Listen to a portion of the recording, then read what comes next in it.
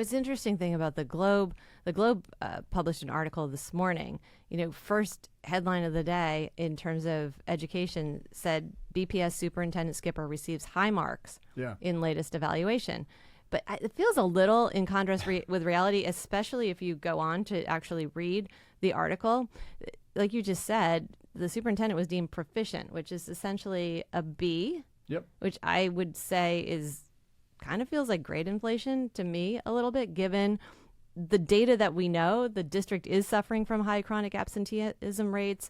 There are too many schools that are not achieving, where students are underachieving against state performance academically. We've got all kinds of issues in the district with customer service and transportation and basic operations.